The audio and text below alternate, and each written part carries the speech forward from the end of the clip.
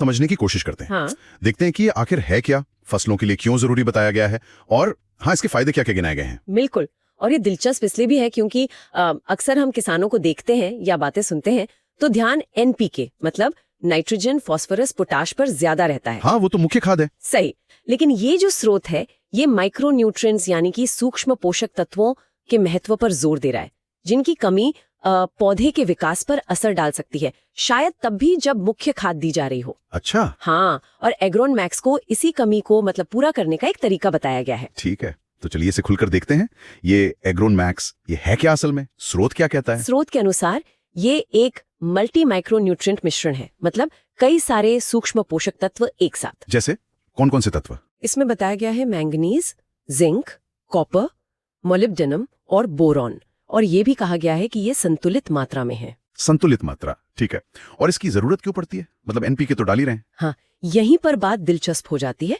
स्रोत कहता है कभी कभी मुख्य खाद डालने के बाद भी पौधों की बढ़त रुक सी जाती है या पत्तियां पीली पड़ने लगती हैं। हाँ, ये देखा है कई बार, पीलापन आ जाता है। बिल्कुल। तो ये संकेत हो सकता है, ऐसा बताया गया है कि माइक्रो न्यूट्रिएंट्स की कमी है और एग्रोमैक्स इन्हीं कमियों को दूर करने में मददगार हो सकता है। समझ गया, मतलब एनपीके अपना काम कर रहा है, लेकिन कुछ और भी चाहिए जो शायद मिट्टी में कम है।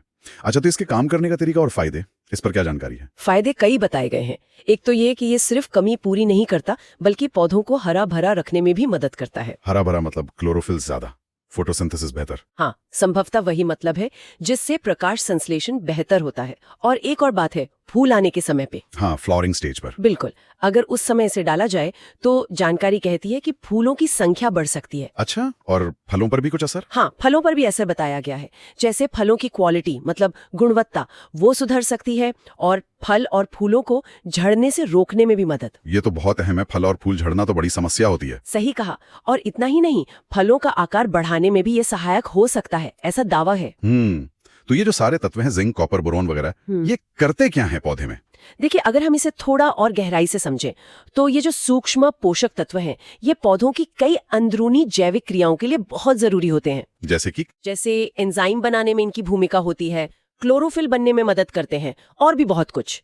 तो स्रोत का दावा यही है कि इनकी सही पूर्ति से न सिर्फ पौधा स्वस्थ रहता है बल्कि उपज की गुणवत्ता और मात्रा दोनों पर अच्छा असर पड़ सकता है। लेकिन आपने शुरू में कहा था संतुलित मात्रा, इसका मतलब ज्यादा नहीं डालना है? बिल्कुल सही। संतुलित मात्रा का जिक्र इसीलिए महत्वपूर्ण है क्योंकि ये माइक्रोन्यूट्रिएंट्स हैं, इनकी जरूरत कम मात्रा में होती है। ज्यादा हो जाए तो नुकसान भी कर सकते हैं, टॉक्सिसिटी हो सकती है। अच्छा, ये ध्यान रखने वाली बात है। तो फिर इसके इस्तेमाल के बारे में क्या जानकारी दी गई है, मतलब कितना डालना है, कैसे डालना है? हाँ, व्यवहारिक जानकारी भी है। डोज बताया गया है 25 ग्राम प्रति 15 लीटर पानी की टंकी, मतलब एक स्प्रे टैंक के लिए 25 ग्राम। 25 ग्राम।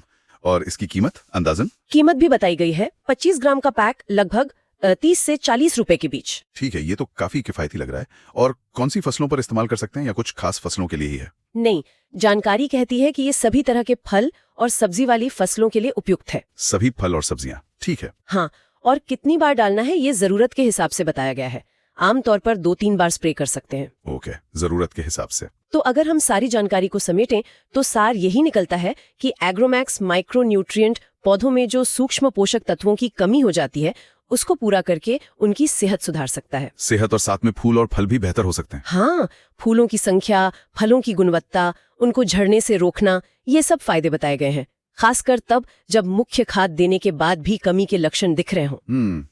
जानकारी में एक बात और कही गई थी कि इसे जरूरत लगने पर इस्तेमाल करें।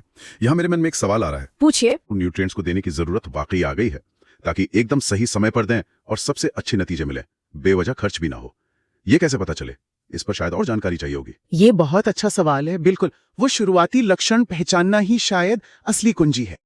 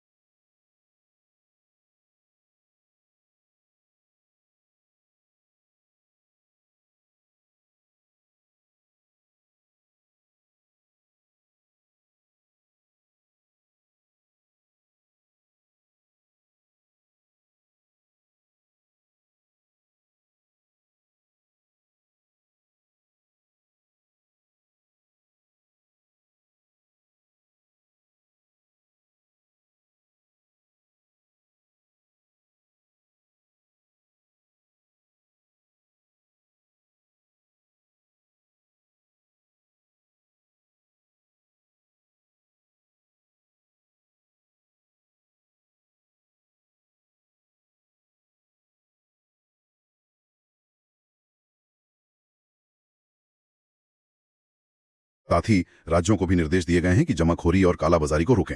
और जैसा हमने बात की, वैकल्पिक खादों जैसे एसएसपी, एनपीके मिश्रण और जैविक खादों को भी बढ़ावा दिया जा रहा है। किसानों के लिए भी शायद कुछ सुझाव हो सकते हैं। अपने लेवल पे वो क्या कर सकते हैं? हाँ बिल्कुल, सबसे पहली चीज तो है मिट्टी की जांच।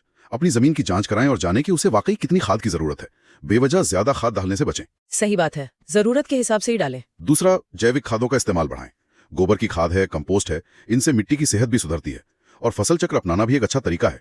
इससे मिट्टी में पोषक तत्व बने रहते हैं और रासायनिक खाद पर निर्भरता थोड़ी कम हो सकती है। तो कुल मिलाकर देखें तो डीएपी खाद की पूरी कहानी जो है वो अंतर्राष्ट्रीय बाजार की उठापटक, हमारी आयात पर जो भारी निर्भरता है और सरकारी नीतियों के एक कह सकते जटिल ताने बाने से जुड़ी हुई है, और असर सीधा हमारे किसान झेल रहे हैं। बिल्कुल, सरकार तात्कालिक राहत तो दे रही है सब्सिडी के जरिए, पर जो लंबे समय का समाधान है वो शायद घरेलू उत्पादन क्षमता बढ़ाने में है, ताकि आयात पर निर्भरता कम हो सके। और साथ ही हमें खेती के टिकाऊ तरीकों को भी गंभीरता से अपनाना होगा, जैसे जैविक खेती है या उर्वरकों का संतुलित इस्तेमाल है। और यहाँ एक सवाल शायद हम सबके सोचने के लिए है, क्या भविष्य में हमारी खेती सिर्फ इन रासायनिक उर्वरकों के ही भरोसे चल सकती है, या हमें मिट्टी के स्वास्थ्य को सबसे ऊपर रखते हुए अपनी पारंपरिक समझ और आधुनिक विज्ञान का एक ऐसा संतुलन बनाना होगा जो पर्यावरण के लिए भी अच्छा हो और किसान की जेब के लिए भी? बिल्कुल, एक जरूरी सवाल है जिस पे हमें सोचना होगा।